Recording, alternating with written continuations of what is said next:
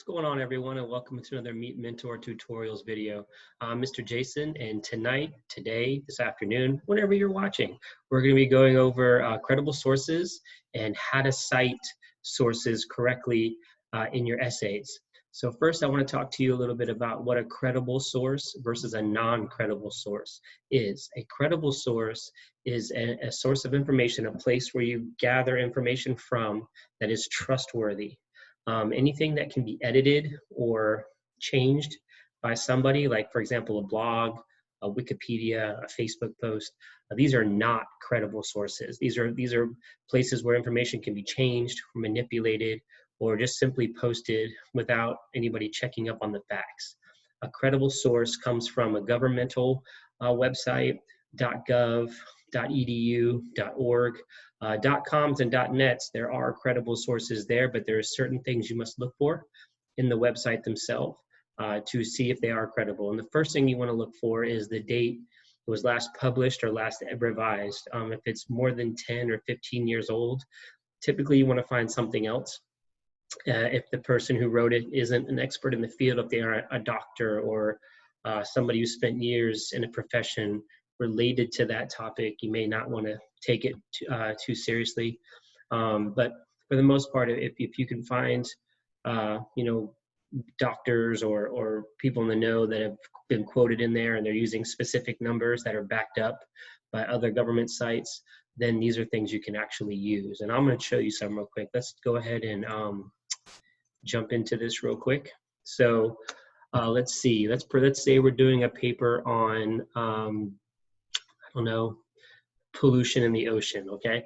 So let's say I'll say ocean pollution. So I'm going into Google, and right now I'm going to be looking for articles that are full of information that I can potentially use on an essay.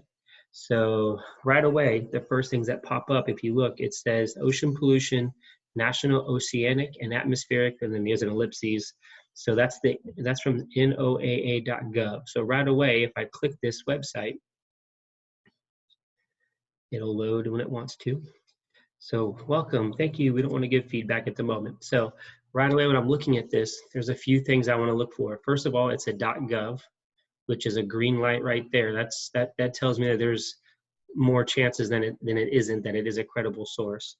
And then when you look for, as we're reading, there's all the information. There's pictures. See all the good information that tells you who created the website is either at the very top, which as you can see, it isn't. All we have is just the U.S. Department of Commerce. That's the organization that's sponsoring the information. If we scroll down to the bottom, scroll down.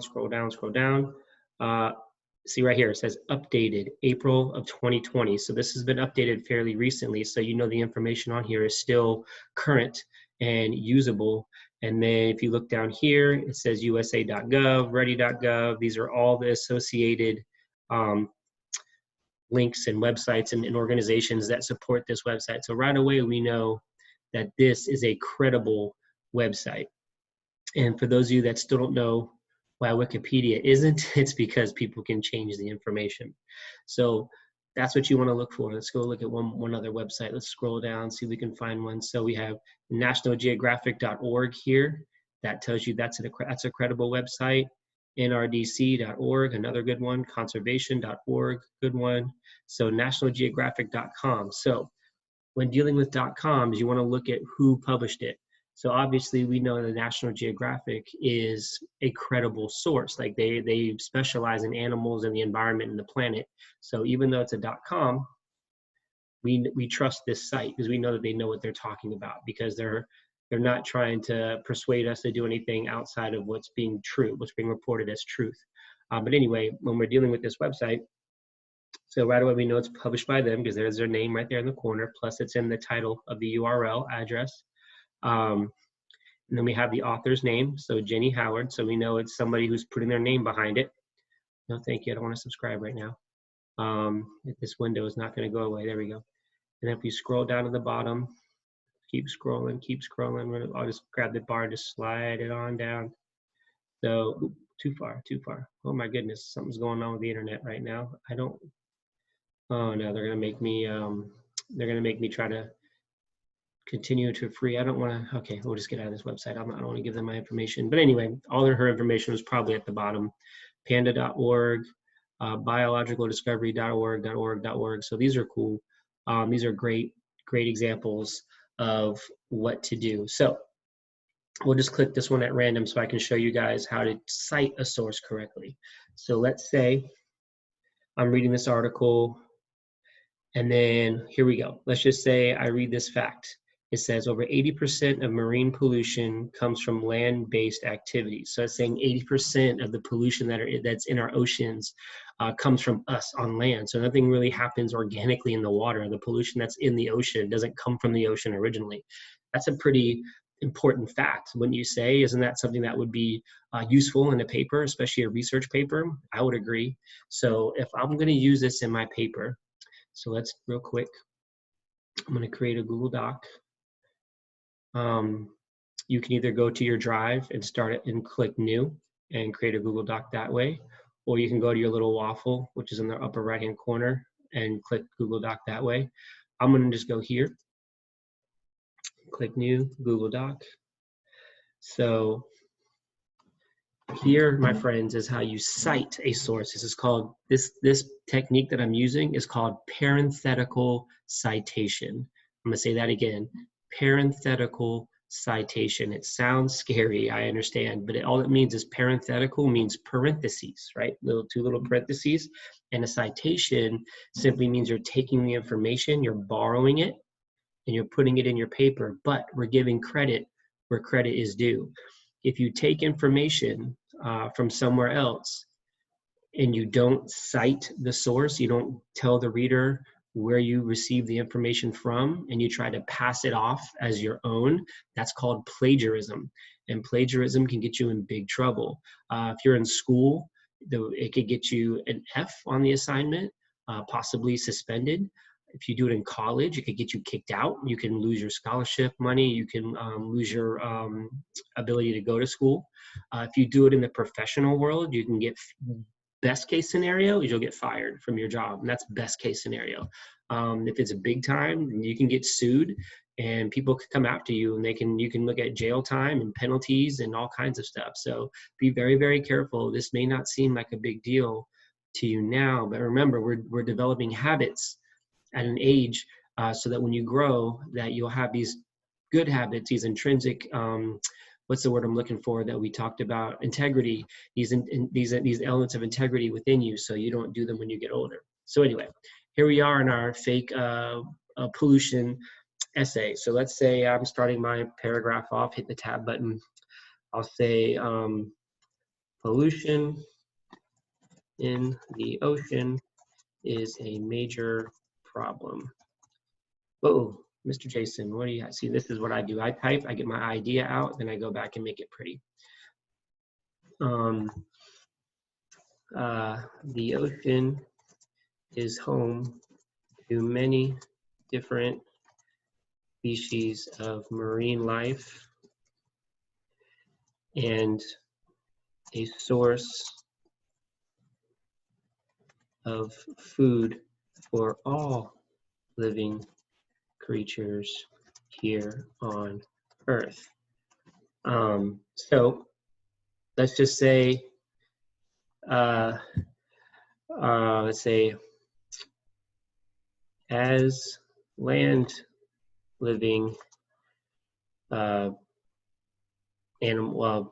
creatures, we'll just say, we'll call ourselves creatures just for the sake of this essay, as land living creatures, we produce a lot of trash every year. Okay, and then now is where I'm going to hit him with the quote. Here's where I'm going to put the citation. So remember, I'm going to go back. So it says over 80% of marine pollution comes from land-based activities. So I'm going to put a quotation mark, just like if somebody was talking in a story, the quotation mark lets the reader know that whatever's inside of these quotations comes from someplace else. So I think it said over 80% of, what was it again? Marine pollution comes from land-based activities, I think it said. Land-based activities. Activities. Now, we close it off with a quotation mark. I'm going to make this a little bit bigger so it pops. You don't do this for your final draft of your essay. I'm just making it bigger for the purposes of this video so it can be seen a little bit easier. So right away, over 80% of marine pollution comes from land-based activities. The quotation mark goes here, quotation mark goes here, and then notice what I don't have. I don't have a period or any kind of punctuation in here. That's because here comes the parenthetical citation part.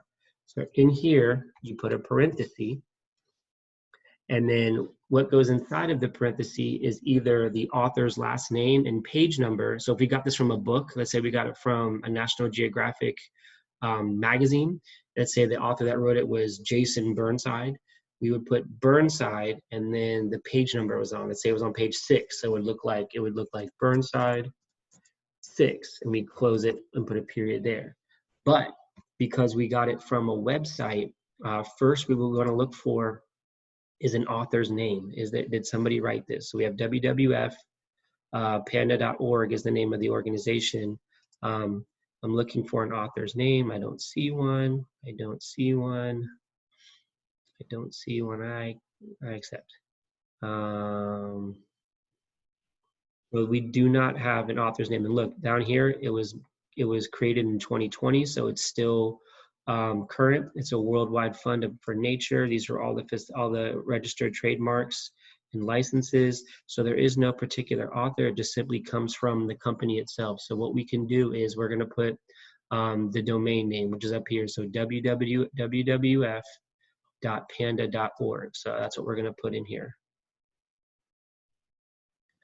www.panda.org. And that, my friends, is how you do a parenthetical citation in a research paper. So first we checked for the credibility of the website. It was a .org, which was a green light. We looked for the date it was last revised or published. We looked for an author's name. We looked for the organization that put out the information. They all went check, check, check. And then when we typed our paper, I just created a generic paragraph just so I can slam the citation in there so you could see. And then as you can see, I put quotation marks around the borrowed information to indicate that it is from a website, not from my own brain. I'm going to lower it back. So this is how, and then I put the parentheses for the parenthetical citation and where I got it from. And then I put the period on the outside of the parentheses. So that is an accurate way to cite a source. This is also the format in which I'm teaching is MLA format. We'll get into that another day, but essentially that's it. So I hope you guys learned something. I hope I helped you. This is what the expectation will be as you write your research papers for myself or whomever is teaching you literacy. We will specify to you how many sources you're going to need, whether it's 1, 2, or 3. And typically what you're going to want to do is cite each source at least once in your essay somewhere. So if you have 2 sources, you want to cite them at least once each in your essay. And that's about it. So if you have any questions, you know how to find us. We love you and have a good day.